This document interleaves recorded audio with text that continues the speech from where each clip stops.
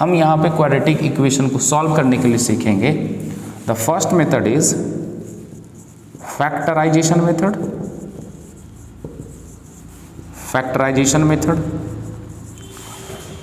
Second thing is by completing square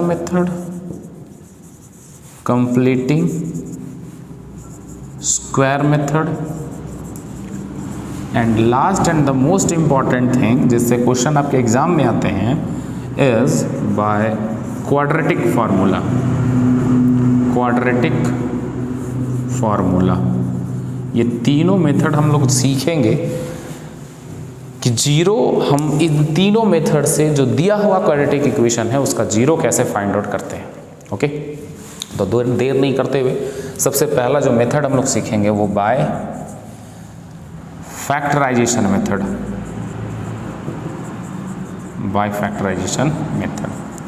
हम लोग second चीज सीखेंगे कि फैक्टराइजेशन मेथड से कैसे हम जीरो किसी भी क्वाड्रेटिक इक्वेशन का निकाल सकते हैं।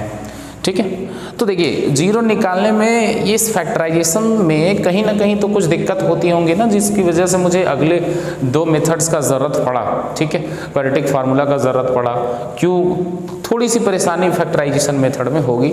अगर दी सिंपल सा इक्वेशन है तो फैक्टराइजेशन मेथड आप लगाओ, तुरंत आपका जीरो आ जाएगा। लेकिन अगर दी थोड़ी सी वैल्यू जो है, थोड़ा सा इक्वेशन जो है वो थोड़ा सा अलग रहे तो उसमें हम फैक्टराइजेशन मेथड के लिए थोड़ी सी आपको ज़्यादा सोचनी पड़ेगी, पर दिक्कत होगी आपको उससे। तो इसीलिए हम लोग को बाकी के दो मेथड्स को दिया गया है हमारे बुक में, लेकिन आज हम लोग सीखेंगे सिंपल सा फैक्टराइजेशन मेथड से कैसे, how to find the zeros, how to find the solution, how to find the roots of the given equation by factorization method। ठीक है, तो इसमें से हम लोग क्वेश्चन ले लेते हैं, कुछ क्वेश्चंस को हम लोग सॉल्व करेंगे और इसमें अलग अलग टाइप के क्वेश्चंस और किस तरह से आते हैं वो मैं आपको बताऊंगा। ठीक है, तो आ जाइए। जैसे क्वेश्चन है, आपको क्वेश्चन में कैसे आएगा, एग्जाम में कैसे आएगा, बोलेगा solve for x 6x square minus x minus 2 equals to 0. This is a quadratic equation now. This is a quadratic equation, that is 6x square minus x minus 2 equals to 0. अब ये जो 6x square minus x minus 2x equals to 0 जो quadratic equation है वो मुझे इसका zero find करना है, यानी कि x की वैल्यू फाइंड करनी है बाय यूजिंग फैक्टराइजेशन मेथड। अब देखिए एग्जाम में ये आपको कतई नहीं पूछेगा कि भाई दिस मेथड, हाँ कभी कभी पूछा है कि भाई कंप्लीटिंग स्क्वायर मेथड, ठीक है, पर आपको जनरली आपको एग्जाम में पूछा जाता है सॉल्व फॉर एक्स। तो उस कंपेयर में उस समय में हम क्या करेंगे, पहले तो तीनों मेथड पढ़ लेंगे। अब आपको जो अच्छा लगे वो मेथड आप अप्लाई करके वहाँ पे जीरो निकाल सकते हो, आपको कोई दिक्कत नहीं है।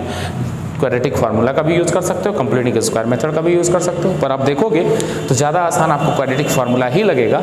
ठीक है, आपको क्वाड्रेटिक फार्मूला हम बताएंगे उस समय, तो आपको लगेगा कि हाँ इसी से हम लोग सारा क्वेश्चन करते हैं। बट फैक्टराइजेशन भी अगर डायरेक्टली हो रहा है सिंपल सा, जैसे ये वाला एक सिंपल सा इक्वेशन है, फैक्टराइजेशन अगर हो रहा है तो हम लोग उसको फैक्टराइजेशन से बना देंगे। फैक्टराइजेशन आप 9th क्लास में थोड़ा सा इसके बारे में पढ़े हो। फैक्टराइजेशन, इसको फैक्टराइज कैसे करेंगे, तो फैक्टराइज करनी है मुझे इसे बाय स्प्लिटिंग मेथड, जो हम स्प्लिटिंग मेथड पढ़ चुके हैं। थोड़ा सा आप जो नहीं जानते हो वो थोड़ा सा गौर करेंगे। इधर क्या है, हम क्या करते हैं, फैक्टराइजेशन कैसे करेंगे, इसमें प्रोसेस क्या है। फैक्टराइजेशन यानी कि स्प्लिटिंग मेथड से जो फैक्टराइजेशन हम लोग करते हैं वो कैसे होगा, जरा सा गौर फरमाइएगा भाई, गौर फरमाइएगा। क्या है, सबसे पहला स्टेप जो होता है वो होता है कि कांस्टेंट टर्म को हम मल्टीप्लाई करते हैं कोफिशिएंट ऑफ एक्स स्क्वायर से। The first step is to multiply the constant term of the given equation two the coefficient of x square. अब इन दोनों को मल्टीप्लाई कीजिए, मल्टीप्लाई करोगे तो 6 into minus 2 that is -12। Okay, and then this -12 is splitted into 2 factors. अब इसे मुझे दो फैक्टर्स में स्प्लिट करना है, तोड़ना है, such that the product is -12 and sum और सब्ट्रैक्शन या सम और डिफरेंस हमारा -1x आना चाहिए। ये जो मिडिल टर्म में आपको दिख रहा है वो आना चाहिए। तो ये चीज़ हम लोग बहुत किए हैं, हम लोग करते हैं। कैसे करेंगे, अब ये -12 आना है ना। अब बात को समझिए जरा सर इधर देखिए, है ना, मेरी तरफ तो ना सही है ना, क्योंकि उतने हैंडसम तो है नहीं, तो पर आप यहाँ गौर फरमाइएगा सर, ठीक है। क्या करना है, -12 को 2 फैक्टर में तोड़िए। अरे भाई तोड़ दो, 2 फैक्टर में तोड़ो, प्रोडक्ट -12 होना चाहिए। अब अगर यदि -12 होना चाहिए तो इतनी तो दिमाग की बत्ती जरूर जलेगी आपको, और नहीं जली तो मैं जला करके दिखा देता हूँ आपको। क्या कि अगर यदि -12 है, माइनस लाना है और 2 फैक्टर का प्रोडक्ट मुझे नेगेटिव नंबर लाना है, तो ऑब्वियस सी बात है कि 2 फैक्टर में से कोई एक फैक्टर तो नेगेटिव होगा ही होगा। बिल्कुल बात समझ में आई, दिमाग की बत्ती जली है, मिनटो फ्रेश, हाँ, दिमाग की बत्ती जली। क्या करना है, 2 फैक्टर अगर ये -12 है तो ऑब्वियस सी बात है कि दोनों में से एक फैक्टर तो नेगेटिव होगा। तो भाई, और किसका प्रोडक्ट 12 होता है और जिसका डिफरेंस भी 1 हो प्लस या माइनस करने पर, तो वो तो हम जान रहे हैं कि 4 और 3 का मल्टीप्लीकेशन -12 होता है, सॉरी 12 होता है, और दोनों को माइनस कर दिया जाए तो 1 आ जाता है, लेकिन हमको तो -12 लाना है। अब बात रह गई, चलिए सर आप तो बता दिए कि ये दोनों में से कोई एक तो माइनस होगा, पर कौन होगा ये हम कैसे जानेंगे? बहुत आसान, ये माइनस का x है, यहाँ पे जो माइनस साइन रहेगा ना, इन 2 फैक्टर्स में, दोनों फैक्टर्स में जो बड़ा फैक्टर रहेगा उसके पीछे वही साइन लगा दो जो x के पीछे साइन है। तो 4 और 3 में बड़ा फैक्टर 4 है, तो इसके पीछे माइनस लगा देंगे, क्योंकि माइनस भी यहाँ पे है। इससे क्या होगा, -4 और +3 which is equal to -x, and -4 into 3 is -12. So -12 is splitted into 2 factors, that is -4 and 3, such that their product becomes -12 and difference -4 plus 3. Summation and the summation is -x, sorry -1, so that कि यहाँ पे क्या होगा, this -x is splitted into 2 terms, that is which implies का sign आप देंगे 6x² -4x plus 3x -2 equals to 0, such that take it common from these 2 terms, that is 6x² -4x, इन दोनों से कॉमन ले लेंगे। अरे भाई कॉमन ले ले, यहाँ से 2 कॉमन दिख रहा है, यहाँ से x कॉमन दिख रहा है, क्या बच गया, 3x -2 बच गया। बोलोगे इन दोनों में सर तो कॉमन है, नहीं है? अरे भाई कॉमन है, बिल्कुल कॉमन है, कुछ नहीं है तो कॉमन 1। और मैंने बोला ना, यहाँ जो वही साइन देना जो यहाँ पे रहे। यहाँ पे कौन सा साइन है, प्लस का, तो यहाँ पे हम दे देंगे प्लस का, और कुछ कॉमन नहीं है तो 1 बच गया 3x -2 बच गया, विच इज इक्वल टू 0। और इन दोनों में से फिर 2 टर्म में कन्वर्ट हो गया, और इन दोनों में से क्या कॉमन आपको दिख रहा है, 3x -2 is common, and what is left behind it, 2x + 1। यहाँ से 3x -2 मैंने बाहर निकाल दिया। यहाँ क्या बच गया, उसको जो बचल खुचल है वो लिख देते हैं। ये दोनों के घर में से क्या कॉमन है, यहाँ दोनों निकाल दिए, और जो बचा वो क्या, 2x यहाँ पे + 1 यहाँ पे।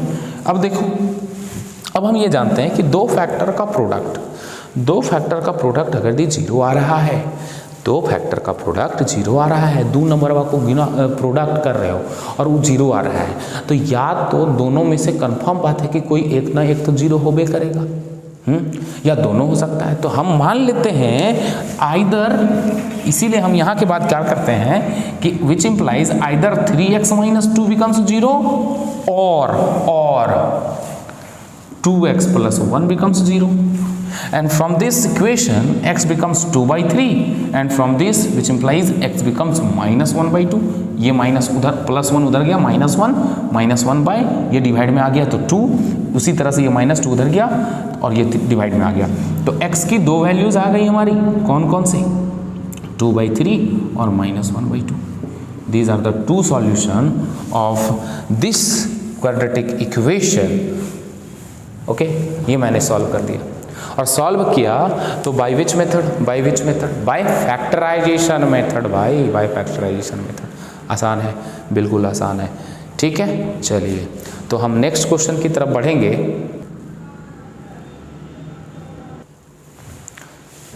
तो तो मैंने ये 2 क्वेश्चन मैंने लिख लिया है। अब ये 2 क्वेश्चन को हम लोग सॉल्व करते हैं बाय फैक्टराइजेशन मेथड। अब यहाँ पे रूट है। अब भाई जैसे रूट आता है, ये रूट वाला जैसे ही आता है आप लोग को कीड़ा काटना स्टार्ट कर देता है। नहीं, कीड़ा नहीं कटवाना, उस कीड़े का इलाज भी है। करना क्या है, अरे भाई जैसे हम लोग प्रोसेस करते हैं वैसे ही करें, ठीक है। ध्यान से देखिएगा, कोई हार्ड चीज़ नहीं है। क्या करेंगे, ये -2√3, मैंने क्या प्रोसेस बताया कि the constant term -2√3 is multiplied with the coefficient of the x square. Multiply करते हैं, -2, माइनस को गोली मारो अभी, 2√3 जब मल्टीप्लाई होगा 4√3 से तो 4 2 जा 8, 4 2 जा 8, अरे 4 दूनी 8, और √3 into √3 is 3, that is 8 into 3, that is 24. So the product of constant term and the coefficient of x square is 24. अरे भाई 24 ना आया, आ गया 24। अब 24 को स्प्लिट कर दो 2 फैक्टर में। अब 24 को तुम स्प्लिट करोगे 2 फैक्टर में, जिसके हिसाब से होना क्या चाहिए कि हमारा प्रोडक्ट 24 होना चाहिए, लेकिन हमारा सम या डिफरेंस हमारा 5 होना चाहिए। और ऑब्वियस बात है कि यहाँ पे यहाँ पे -24, सॉरी फॉर दिस, यहाँ -2√3 है, तो यहाँ पे -8 into 3 दैट इज -24, है ना। ये गौर कीजिएगा, नहीं तो फिर गलत हो जाएगा। आपको माइनस साइन के साथ लेना है, यहाँ माइनस साइन के साथ होगा, और माइनस साइन के साथ होगा एकदम होगा, और माइनस साइन नहीं लेना तो चल जाओगे एकदम, है ना, बुटला दिन चल जाओगे, ठीक है। तो अब क्या होगा कि ये जो -24 है उसको हम यहाँ पे क्या कर देंगे, स्प्लिट कर देंगे 2 फैक्टर्स में। 2 फैक्टर्स में ऐसा देखो, अब नेगेटिव है तो अब ये बताएं कि नेगेटिव है तो दोनों में से किसी एक फैक्टर में नेगेटिव होगा, लेकिन हमारा डिफरेंस या सम 5 आना चाहिए। तो 8 और 3 का डिफरेंस हमको 5 नज़र आ रहा है, लेकिन मैंने क्या अभी बताया था कि यहाँ जो साइन रहेगा वही बड़ा के पीछे रहेगा, तो 8 के पीछे प्लस ही रहेगा, तो माइनस किसके पीछे रहेगा बेटा, माइनस रहेगा 3 के पीछे। बात समझे, हमने क्या बोला कि इन दोनों का प्रोडक्ट आया -24। अब इस -24 को 2 फैक्टर्स में तोड़ने हैं, 2 फैक्टर्स में तोड़ने हैं जिनका प्रोडक्ट तो -24 आना चाहिए, लेकिन सम या डिफरेंस हमारा 5 आना चाहिए। तो हम यहाँ पे देखें कि दोनों का प्रोडक्ट 8 और 3 का प्रोडक्ट 24, और 8 में से 3 जाता है तो 5 आता है। तो हमने क्या कर दिया, ये इसको 2 टर्म में स्प्लिट कर दिया, तो अब ये स्प्लिट हो जाएगा। तो अब इसको हम किस में स्प्लिट कर दिए, तो ये 4√3 as it is x square plus 8x, अभी बोला कि 8 के पीछे प्लस रहेगा, और माइनस किसके पीछे रहेगा, 3 के पीछे, -3x -2√3 = 0। अब आपको दिक्कत होता कहाँ है, दिक्कत होता है आपको कॉमन लेने में। कॉमन लेने में जरा सा भी दिक्कत नहीं है। क्या करना, देखिए 4√3 x स्क्वायर है, यहाँ 8x है, अब यहाँ पर 8x है और यहाँ 4√3। अब आपको यहाँ पर एकदम बात तो पूरी तरह से दिख रहा होगा कि सर यहाँ से आप कॉमन ले लीजिए 4, क्योंकि यहाँ पे भी 4 है, यहाँ पे भी 4 है ना। तो भाई सिंपल सी बात है, 4 कॉमन आ जाएगा, है 4 कॉमन हमने ले लिया, और एक x कॉमन ले लिया। क्या बच गया यहाँ पे, आराम से एकदम √3x बच गया, तो 4√3x स्क्वायर हो गया, प्लस अगर यदि 4 यहाँ से कॉमन लिया तो क्या बचा, ओनली 2 बचा भाई, 4 2 जा 8x। उसके बाद इन दोनों में मैंने बोला यहाँ जो साइन है वही यहाँ पे साइन होगा। अब इन दोनों में क्या कॉमन, अब आपको कुछ समझ में नहीं आ रहा है कि यहाँ 3 है, 2√3 है, कुछ कॉमन नजर ही नहीं आ रहा है। आपको ये बात पता है, आप 10th क्लास में पहुँच गए हो, आपको ये बात पता होगा कि ये जो 3 है उसको √3 × √3 लिखा जा सकता है। तो इन दोनों से आपको क्या कॉमन दिख रहा है, √3 कॉमन दिख रहा है। इसको अगर भी हम बोल दें कि ये √3 × √3 है तो कोई दिक्कत है क्या, नहीं ना। तो हम इन दोनों से एक √3 कॉमन ले लेते हैं, क्या दिक्कत है, इन दोनों से एक √3 कॉमन ले लिए, क्या बच गया, √3 × x, √3 × x। जबकि यहाँ पे माइनस साइन लिए, कॉमन लिए हो, तो ये वाला साइन अंदर वाला जो ब्रैकेट में लिखोगे जस्ट इसका उल्टा हो जाएगा। अगर यहाँ पे माइनस है तो यहाँ प्लस हो जाएगा, यहाँ प्लस है तो यहाँ माइनस हो जाएगा। अब यहाँ माइनस ले लिए तो यहाँ माइनस है तो यहाँ पे क्या हो जाएगा, प्लस हो जाएगा, और √3 तो निकल गया ना, तो बचा क्या, 2 बचा, = 0। अब देखो तो क्या दोनों से फिर से आपको बस ये भी चीज़ आप कर लेना ना, इतना तो आपको कर ही लेना है कि भाई नहीं समझ में आ रहा है, कोई बात नहीं, देखने आया है CBSE वाला है, देखने थोड़े ना आया है कि कॉमन तुम कैसे कैसे किए हो, कुछ नहीं करना। ये एक जगह कॉमन निकाल सकते हो ना, √3x+2 है, √3x कॉमन टू निकाल सकता है ना। तो अब √3x+2 आपको पता है, हमको पता है यार कि यहाँ पे भी √3x+2 आएगा, तो कुछ नहीं करना, इसको जाके यहाँ चिपका दो। हमको पता है कि यही चीज़ वह यहाँ आएगा तभी ना कॉमन निकलेगा। तो हमने क्या किया, कुछ नहीं किया, लो हमको नहीं कॉमन निकालना है, तो √3 को नहीं जान रहे कि हम 3 जानते हैं लिखने के, √3 छुप वाले होकर में है, नहीं जानते हैं। जाओ तो क्या करेंगे, अरे भाई √3 प्लस यही वाला जो होगा वही यहाँ होगा तभी तो कॉमन निकलेगा, तो हम यही वाला चीज़ वह यहाँ ला करके लिख दिए। अब आपको इतना तो थोड़ा सा तो अब दिमाग लगाना ही पड़ेगा कि भाई अगर यदि यहाँ पे 2 बचा है, ऐसे भी समझो यहाँ पे सिर्फ 2 बचा है, तो ऑब्वियस सी बात है कि 2 के अलावा ये वाले टर्म में √3 ही कॉमन निकला होगा। यहाँ से नहीं समझ में आ रहा है तो यहाँ से समझिए, तो यहाँ से क्या कॉमन निकला होगा, √3 कॉमन निकला होगा, सीधी सी बात। अब छोड़ दो, खत्म, x बाकी तो कुछ कॉमन ही नहीं नजर आएगा आपको।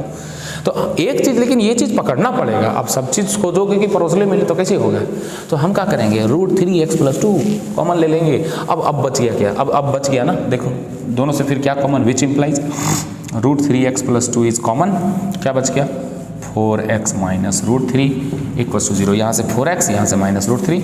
अब फिर से वही कहानी है ना, फिर से वही कहानी क्या कि √3x+2 = 0 and 4x - √3 = 0, which implies यहाँ से अगर हम x की वैल्यू निकालना चाहें, √3x बराबर -2, विच इम्प्लाइज x की वैल्यू क्या हो जाएगी हमारी, -2/√3। अब हमको ये बात तो पता है कि डिनोमिनेटर में हम रूट नहीं छोड़ सकते, है ना, तो मुझे हम क्या कर लेंगे, इसको रैशनलाइज कर लेंगे। और मुझे पता है कि √3 को रैशनलाइज करने वाला √3 है, क्योंकि 3 और 3 मल्टीप्लाई होकर के 3 दे देगा ना भाई। हाँ, तो ऊपर क्या हो जाएगा, x की वैल्यू क्या हो जाएगी, -2√3/3 हो जाएगी। अब कोई बोलेगा ना, बढ़िया स्टूडेंट पूछता है सर ये नहीं छोड़ सकते हैं, भाई छोड़ दो,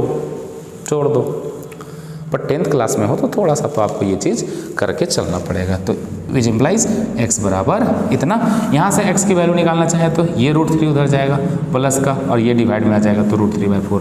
यहाँ से 2 वैल्यू आ गया x के हमारे, एक 2√3/3 और एक आ गया हमारा √3/4। These are the 2 values of the x, 2 solution of the x, 2 roots of the x, जो भी बोलो, इक्वेशन, सॉरी है ना, इक्वेशन। ठीक है, अब ये सारे सिंपल से इक्वेशन मैं अभी आपको सॉल्व करवा रहा हूँ। ठीक है, थोड़े से ऐसे इक्वेशन आएंगे आपके एग्जाम में, सीधा साधा नहीं ऐसे देगा, थोड़ा सा मुझे उसे क्या करना पड़ेगा, इस फॉर्म में लाना पड़ेगा। तो उस टाइप के भी इक्वेशन मैं अभी एक आध सॉल्व करवाऊँगा, उसके बाद फिर आपको खुद से करना है। जो दिक्कत आएगा फिर आप कमेंट सेक्शन में क्वेश्चन ही लिख करके भेज सकते हो कि सर ये वाला चीज़ नहीं आया, तो उस क्वेश्चन को मैं फिर से डील कर दूँगा, उससे कोई दिक्कत नहीं है। पर आपको हम हर एक टाइप का क्वेश्चन आपको हम बता देंगे कि इस टाइप का क्वेश्चन जब आए तो हमको कैसे स्टेप को आगे लेकर के जाना है। पर हमारा बस एक मकसद, कोई भी क्वाड्रेटिक इक्वेशन, क्योंकि अब तो हमको पता है भाई, देखो कन्फ्यूजन पहले होता था स्टूडेंट लीनियर इक्वेशन 2 वेरिएबल और क्वाड्रेटिक इक्वेशन में। वर्ड प्रॉब्लम जहाँ आएंगी तो इन दोनों में आपको कन्फ्यूजन होता था जब होल सिलेबस होता था। अब एक चीज़ तो है यहाँ पर, आपका वो आएगा नहीं linear equation 2 variable, second term में वो आ नहीं रहा, सेकेंड टर्म में आ रहा है क्वाड्रेटिक इक्वेशन। तो जो भी चीज़ रहेगा एक्स के टर्म में, या वर्ड प्रॉब्लम की ही बात कर लें, ठीक है, वर्ड प्रॉब्लम जब हम करवाएंगे तो आपको पता चलेगा, तो वहाँ पर जो भी रहेगा सब क्वाड्रेटिक इक्वेशन का ही रहेगा। अगर दी अलजेब्रा से रहेगा तो दुए चीज़ से रहेगा जी, अर्थमेटिक प्रोग्रेशन और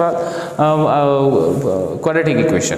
तो अर्थमेटिक प्रोग्रेशन का तो कंसेप्ट ही अलग है, तो वो चीज़ आपको समझ में आ जाएगा, कोई दिक्कत नहीं है। पर कुछ क्वेश्चंस ऐसे रहेंगे जिसको हम लोग को क्या करना है, एक ही ये बनाना चाहिए आपका कि हम उसे स्टैंडर्ड फॉर्म में करना है। सबसे पहले first of all you have to change the given equation in standard form of quadratic equation, then you have to solve the equation and get the value of x and that is x. ठीक है, both the solution of x, ये चीज़ है। तो अब हम क्या करेंगे, कुछ नहीं करना भाई, इसको बस वही प्रोसेस भाई, इसको हम थोड़ा स्पीड में करते हैं। देखो 9 और 6 36 को जब हम इसको तोड़ेंगे तो 36 को अब 6 और 6 आता है, 6 और 6 12, ठीक है। तो देखो और 6 × 6 36, तो -6x देखो और +9 = 0। देखो दोनों का प्रोडक्ट भी देखो 36 आ गया और दोनों का सम करने पर -12 आ गया, है ना। तो अब यहाँ पे क्या आ जाएगा, दोनों से क्या कॉमन है, ये तो बड़ा आसान है, ये तो हमारा 2x कॉमन आ जाएगा, क्या बच गया 2x - 3 बच गया, माइनस यहाँ से भी क्या कॉमन आ गया 3 कॉमन आ गया, तो बच गया 2x। अब देखो यहाँ प्लस है तो यहाँ तुरंत प्लस मत झटाक से लिख देना है, ये तुम लोग आदत है प्लस, हमारे फटाक से एकदम झटाक से 1 प्लस लिख दिया है ना, चल जाओगे फिर। हाँ बोले थे ना कि ये वाला साइन यहाँ पे आएगा, ये भी ऐसे भी समझो, ये वाला साइन हमको पता है यहाँ 2x - 3 है तो यहाँ भी 2x - 3 आएगा, तो उतना दिमाग नहीं है कि कॉमन में माइनस प्लस का आपको टेंशन लग रहा है कि यहाँ माइनस लगा तो खत्म कर दो यार, खत्म हो गया कहानी खत्म।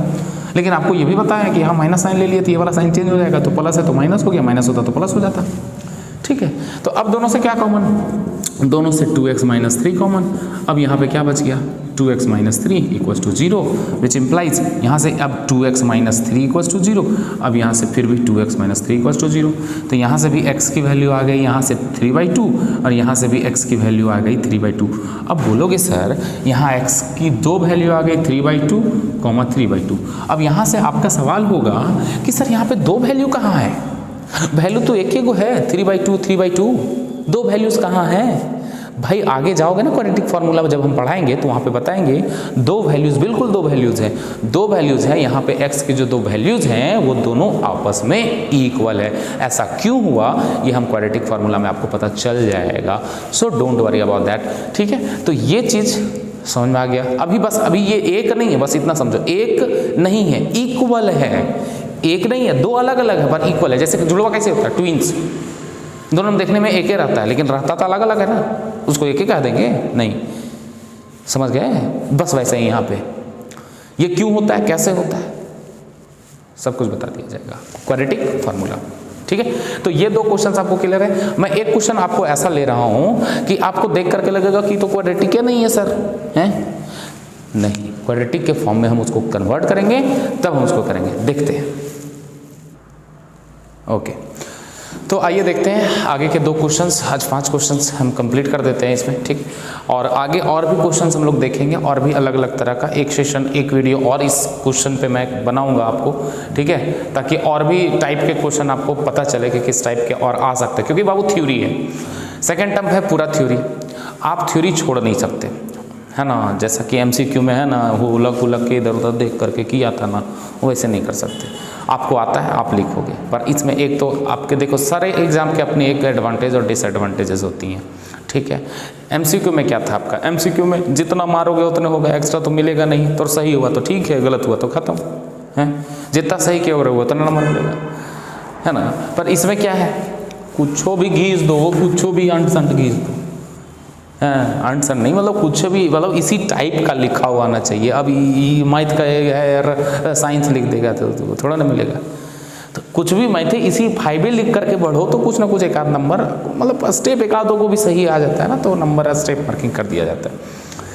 पर MCQ में ऐसा नहीं था। तो खैर इसीलिए हम बताएंगे कि अलग अलग टाइप का है ना कि कैसे हम लोग बनाते हैं, इसीलिए ये जाएगा वीडियो लंबा जाएगा, ठीक है। वीडियो तो इसको छोटा ही करेंगे, ठीक है। नेक्स्ट वीडियो में फिर हम लोग अगला टाइप का देखेंगे, अगला टाइप नहीं इसी टाइप का रहेगा, कुछ और क्वेश्चंस देखेंगे हम, ठीक है। ओके इस क्वेश्चन को देखिए, तो इस क्वेश्चन को देख रहे देखो दोनों अलग अलग टाइप का है, इसको देखिए, ये इंपॉर्टेंट क्वेश्चन भी आपके लिए, ठीक है, अच्छा क्वेश्चन है, ठीक है। कभी कभी अगर CBSE को घुमाना है तो थोड़ा सा ऐसे घुमा सकता है आपको, है ना, और आप घूमते रह जाओगे, पर घूमना नहीं है, बड़ी आसान है, देख लो ना, बड़ी आसान है ना, खीर खाने से भी ज़्यादा आसान है। अब ये देखिए, ये वाला जो है ना, इसको आपको देख करके लग रहा होगा सर ये तो क्वाड्रेटिक में ही नहीं है, कोई दिक्कत नहीं है भाई, इस टाइप के क्वेश्चंस भी आते हैं, इस टाइप के क्वेश्चन आपको ज़्यादा देखने को मिलेंगे, ज़्यादा चांसेस हैं कि एग्जाम में आपको इस टाइप के क्वेश्चंस आपको देखने को मिले, कि स्टैंडर्ड फॉर्म में नहीं देगा, है ना, परोसा हुआ पहले से नहीं देगा, आपको खाना पहले खुद से बनाना है और बनाने के बाद फिर से उसको खाना है। उस सिंपल इक्वेशंस में अभी तक क्या होता था, अभी तक ये होता था कि सिंपल इक्वेशंस दिए हुए रहते थे, हम उसको सॉल्व कर देते थे, पर इसमें ऐसा बिल्कुल नहीं है। इसमें फर्स्ट ऑफ ऑल आपने इसे स्टैंडर्ड फॉर्म में कन्वर्ट कर लेनी है, तब मुझे सॉल्व करना है। तो स्टैंडर्ड फॉर्म में कन्वर्ट करते कैसे हैं, आइए देखते हैं। बड़ा आसान। देखिए हम क्या करते हैं, ये एकदम बच्चा वाला काम, पहले जो हम लोग करते आए ना वही चीज़। देखो हम लोग को पता है ना कि ये भी वेरिएबल है, इसमें भी वेरिएबल है, तो वेरिएबल वाले को एक साइड कर लेते हैं, इसमें इसको एक साइड कर देते हैं। तो हम इसमें कर रहे हैं 14x+3, ये वाला इधर आ जाएगा तो ये हो जाएगा ना -5/x+1, बिल्कुल हो जाएगा। और ये -1 राइट साइड जाएगा, हो जाएगा 1। अब बोलोगे, बहुत सारा लड़का लोग कंफ्यूज रहता है कि सर ई x नॉट इक्वल टू -3 और -1 का है। अरे ये कंडीशन है, ये कंडीशन है कि x का वैल्यू -3 और -1 नहीं आएगा। क्यों नहीं आएगा? क्योंकि अगर देखो तो इस टर्म में अगर -1 आप रख देते हो, -3 रख देते हो, तो ये वाला टर्म तो अनडिफाइंड हो जाएगा ना। सो दैट x की वैल्यू कभी -1 नहीं आ सकती, -3 नहीं आ सकती। और इस कंडीशन में -1 रखोगे तो ये अनडिफाइंड हो जाएगा। इसीलिए x की वैल्यू गलती से भी -3 और -1 मत लेकर आ जाना। लेकर आ भी गए तो देख लेना, चेक कर लेना, गलत हो जाएगा, वो आएगा ही नहीं। x की वैल्यू कभी भी -3 और -1 इस कंडीशन में, इस क्वेश्चन में तो नहीं आ सकता। ठीक है, तो आइए सॉल्व करते हैं। अब इसके बाद क्या करोगे, इसके बाद इस टाइप के क्वेश्चन में हम लोग सिंपली एलसीएम ले लेते हैं। एलसीएम वाला जोड़ घटाओ तो आपको आता ही होगा कैसे करेंगे। देखो x+3 और x+1 का जब एलसीएम लोगे तो आपको पता है कि दोनों का एलसीएम आ जाएगा x+3 x+1। मल्टीप्लाई करते हैं कि नहीं? बिल्कुल मल्टीप्लाई करते हैं, कोई दिक्कत वाली बात नहीं है। ओके, तो x+3 ये वाला, x+3 ये वाला कट गया। कटने के बाद ये x+1 बचा, जो x+1 14 से मल्टीप्लाई होगा, है कि नहीं। देखो ये चीज़ डिवाइड होती है इससे, तो इससे ये कट गया, बचा ये वाला। तो x+1 से ऊपर मल्टीप्लाई भी तो करते हैं, तो x+1 से हमने क्या कर दिया, इस 14 को मल्टीप्लाई कर दिया। बीच में क्या है, माइनस का साइन। अब की बार x+1 और x+1 कैंसिल हो गया, तो 5 से मल्टीप्लाई हो जाएगा, x+3 हो जाएगा इक्वल्स टू 1। ओके, अब क्या करेंगे, इसको कैलकुलेट करो, क्रॉस मल्टीप्लिकेशन करो, ऑटोमेटिकली आ जाएगा आपका स्टैंडर्ड फॉर्म में। देखो थोड़ा स्पीड में करते हैं हम। 14 × x, 14x plus 14, this multiplied with this, बीच में minus 5 × x, 5x minus plus minus, 5 3 जा 50, 5 दिया 15। इसको भी मल्टीप्लाई कर दो, x × x, x², x × 1 x, x × 3 3x, plus 3 plus 3 plus 1 plus 3 equals to 1। इसके नीचे भी तो 1 है, कोई दिक्कत वाली बात नहीं है। Which implies 14x minus 5x is 9x plus 14 minus 15 is -1 plus 14 and minus 15 is -1 divided by x² plus x plus 3x is plus 4x और ये plus 3 equals to 1/1। अब इसके बाद क्या करोगे भाई, इसके बाद कर देंगे यार cross multiplication and then cross multiplication करोगे तो 9x + 1 is multiplied with 1 is 9x + -1 sorry equals to, ये इसके साथ भी मल्टीप्लाई होगा तो as it is x² + 4x + 3। अब क्या कर लेना है, सबको एक साइड कर दो और 0 कर दो। इन सारे को इसको इधर ले आओ, सबको राइट साइड कर लो। ठीक है, और राइट साइड करने के बाद क्या होगा देखो, तो यहाँ पे अगर हम बात करें तो क्या आ जाएगा, देखिए इसको हम राइट साइड ले जा रहे हैं तो इधर 0 हो जाएगा, तो इसको तो ऐसा भी तो लिख सकते हैं x² + 4x + 3। ये इधर गया तो हो जाएगा माइनस का 9x, और ये इधर गया तो हो जाएगा प्लस का 1, और इधर इक्वल टू क्या बच जाएगा 0। ठीक है, अब क्या करेंगे, x वाले टर्म को सॉल्व कर दो। ठीक है, x वाले टर्म को, x² तो कोई नहीं है, which implies x² + 4x minus 9x is -5x और +3 + 1 is +4 इक्वल्स टू 0। देखिए तो क्या ये स्टैंडर्ड फॉर्म में आ गया।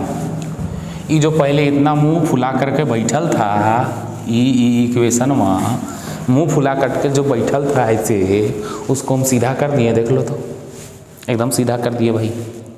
अब जब सीधा हो गया तो इसको तो काटना बड़ी आसान है ना, सीधा लोग को मुड़ना आसान होता है, तो इसको अब मुड़ दो। अरे मुड़ने का मतलब, अरे यार x का वैल्यू निकाल दो, ई था वो था ना, उल्टा पुल्टा दे दिया था। इसको क्या कर लेंगे, इसको हम लोग क्या कर लेंगे, अब इसको x का वैल्यू निकाल दो, जैसे कर निकालते थे, फटाक से करो। चलिए 4 मल्टीप्लाई। अब इसके बाद एक चीज़ तो खासियत रहेगी, ये देगा लेकिन ये रिड्यूस जो आएगा ना वो बड़ी सीधा साधा आएगा, ये आराम से हो जाएगा। एक चीज़ इसमें होगा, क्या हो जाएगा, x², ये मल्टीप्लाई करेंगे तो 4 है तो आएगा, मल्टीप्लाई करेंगे तो 4 आएगा, और 4 × 1 ही करेंगे तो 4 आएगा, और 4 और 1 का एडिशन 5 आता है। तो यहाँ क्या कर देंगे, -4x - x तो देखिए इन दोनों का प्रोडक्ट -4 -1 का प्रोडक्ट इज +4 और -4x और -x का जो समेशन होगा वो -5x होगा और +4 = 0 कर देंगे भाई। अब यहाँ से क्या हो जाएगा, x कॉमन ले लो, x -4 बच गया यहाँ पे, माइनस यहाँ पे भी क्या बच गया, वहाँ कुछ कॉमन नहीं है तो 1 यार, यहाँ पे भी क्या बच गया। अब देखो यहाँ पे माइनस कॉमन लिया है तो यहाँ क्या बच जाएगा, माइनस = 0। यहाँ से x -4 से फिर से कॉमन, इन दोनों से x -4 कॉमन, क्या बच गया यहाँ से x -1 = 0 विच इम्प्लाइज, अब फिर से वही बात, x -4 = 0, x -1 = 0 which implies x का वैल्यू यहाँ से 4 और यहाँ से x का value 1। So the value of x is 4, 1। These are the solution of this equation. ठीक है, 1 आया है, -1 नहीं आया है ना, 1 आया है, -1 नहीं आया है। Okay, so this is the required solution of x, ये होगा हमारा सॉल्यूशन।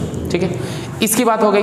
चलिए, ये इसमें कोई दिक्कत परेशानी वाली बात तो नहीं होगी। चलिए भाई, कोई दिक्कत परेशानी वाली बात नहीं है। दिक्कत होगी भाई, आराम से एकदम कमेंट में बोलना कि सर समझ में नहीं आया सर, तो अगला क्वेश्चन फिर समझ लेंगे, है ना, दोबारा देख लेना, है ना, बैक फ्रंट सब, आगे से पीछे से सबसे देख लेना। ठीक है, मेरा नहीं क्वेश्चन का बेवकूफ हूँ। चलो देखो, अब इस क्वेश्चन में अब ये बोलोगे सर इसको कैसे करें, इसको तो चलिए एलसीएम वगैरह ले लिए कर लिए, ये तो कुछ था ही नहीं रहा सर। देखिए स्टार्टिंग करते हैं, देखिए ध्यान से, इसको ध्यान से देखो। हाँ स्टार्टिंग में नहीं जाएगा, पर हाँ एक बार आप बना लीजिए तो आप याद रख लेना कि इस क्वेश्चन को हम कैसे अप्रोच करेंगे। ओके, चलिए, इस 5 के पावर को x + 1 है, ध्यान से देखिएगा, 5 का पावर x + 1 को हम ऐसा लिख सकते हैं क्या, 5 का पावर x × 5 का पावर 1, क्योंकि हमने ये पावर एंड एक्सपोनेंट में पढ़ा है कि अगर दी बेस सेम हो तो पावर ऐड होता है। तो क्या 5 का बेस सेम है, यहाँ पे मल्टीप्लाई है, मतलब पॉइंट दिए तो मल्टीप्लाई है, तो x का क्या, ये 5 का पावर x + 1 हो जाएगा। मतलब इसको हम स्प्लिट कर सकते हैं, 5 का पावर x × 5 का पावर 1 में लिख सकते हैं भाई। लॉ ऑफ एक्सपोनेंट से फिर से इसको करेंगे तो यही आ जाएगा भाई। वही चीज़ यहाँ पे भी करो, देखो यहाँ पे माइनस है, अब यहाँ पे माइनस है तो ध्यान दीजिएगा, यहाँ पर माइनस है तो ये हम लिख सकते हैं 5 का पावर 2 × 5 के पावर में -x लिख दिए भाई, क्या दिक्कत है। सम करोगे तो 5 का पावर 2 -x आएगा, क्योंकि देखो 5 बेस सेम, पावर ऐड होगा तो 2 + -x, 2 - x आ जाएगा।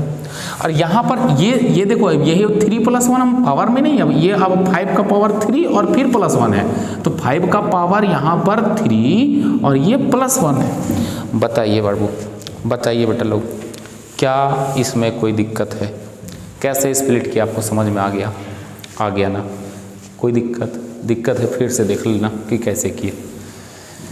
ठीक, विच इम्प्लाइज, अब हम क्या करते हैं, देखिए इसको हम ऐसे ही रहने देते हैं, 5 का पावर 1 5 × 5 का पावर x, कोई दिक्कत नहीं है भाई, प्लस ये 5 का पावर हमने 2 रखा, इनटू क्या इसको हम 5 का पावर -x, फिर से लॉ ऑफ एक्सपोनेंट लगा करके क्या हम इसको लिख सकते हैं 1/5 का पावर में x लिख सकते हैं ना भाई। ऊपर गया तो पावर निगेटिव हो जाता है, हमने पढ़ा है ये लॉ है। a का पावर m = 1/a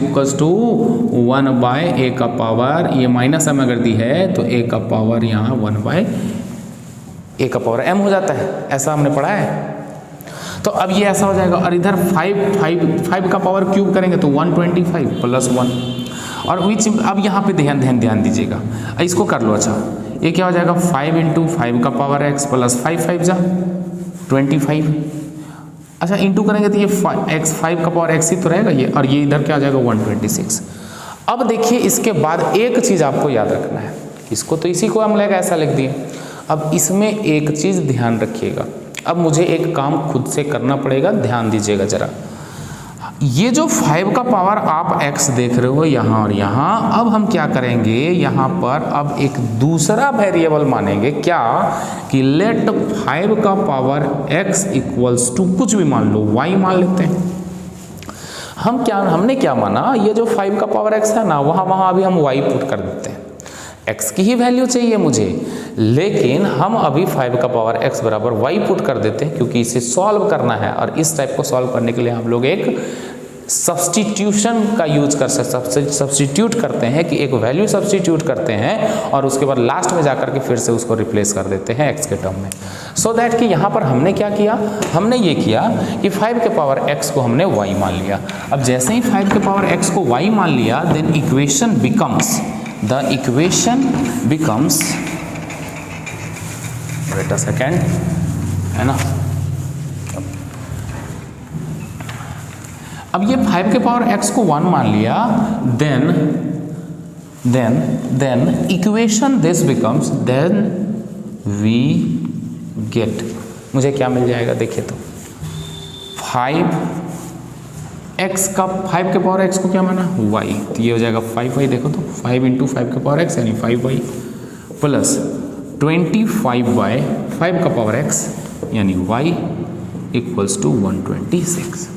अब इसे सॉल्व करना है, अब y के टर्म में सॉल्व करना है। कैसे करेंगे, फिर से यहाँ पे विच इम्प्लाइज का साइन चलेगा, फिर से यहाँ से क्या करेंगे, एलसीएम लेंगे, y और 1 का एलसीएम y, 1 इंटू y, 1 को डिवाइड करेंगे y टाइम्स, तो ये क्या हो जाएगा 5y स्क्वायर हो जाएगा, प्लस ये y तो ये 25 इक्वल्स टू क्या हो गया 126। अब इसके बाद क्या कर दो, cross multiplication, 5y square plus 25 equals to 126y, इसको इधर ले आओ, क्या हो जाएगा 5y स्क्वायर माइनस 126y और प्लस 25 इक्वल्स टू 0।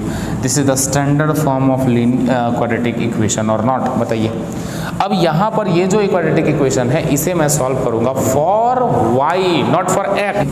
फिर वही चीज़ है, स्प्लिटिंग मेथड, स्प्लिटिंग लगा दो आप, स्प्लिटिंग लगाइए, देखिए तो क्या ये 25 को 5 से मल्टीप्लाई करेंगे तो 125 आएगा, और ये आपको आसान है 125 आएगा, और 125 यहाँ 126 है तो प्लस 1 कर देंगे तो नहीं आ जाएगा, और मल्टीप्लाई करेंगे तो 125 और 1 का ही, तो क्योंकि 125 आया मल्टीप्लाई करने पर, और हमको क्या करना है, मल्टीप्लीकेशन 125 आना चाहिए और सम या प्रोडक्ट 126 आना चाहिए, तो एक तो 125 ही होगा, दूसरा 1 होगा, क्योंकि दोनों को ऐड करने पर 126 आ जाएगा और मल्टीप्लाई करने पर 125 आ जाएगा। तो इसको हम क्या ऐसा नहीं लिख सकते, y minus 125y minus y, देखिए तो 125 और यहाँ -1, तो माइनस तो हो जाएगा, मल्टीप्लाई करेंगे तो प्लस, तो यानी कि 125 माइनस का और माइनस का 1, माइनस का 125 माइनस का 1, मल्टीप्लाई करने पर 125 आ गया, और दोनों को सम करने पर माइनस 126 आ गया, equals to plus 125 equals to 0। अब कॉमन ले लीजिए भाई, यहाँ दोनों से कॉमन ले लीजिए, इन दोनों से क्या कॉमन, 5y कॉमन है, क्या बचा y बचा, माइनस क्या बचा 25 बचा, माइनस कुछ कॉमन नहीं है तो 1 क्या बचा y प्लस सॉरी मैं बता करके खुद ही भूल जाता हूँ, माइनस 25 इक्वल्स टू 0। तो विच इम्प्लाइज यहाँ से फिर का कॉमन, y माइनस 25 क्या बच गया 5y माइनस 1 इक्वल्स टू 0। तो यहाँ से y के दो वैल्यूज़ नहीं आ गए, देखिए y माइनस 25 इक्वल्स टू 0 और 5y माइनस 1 बराबर 0।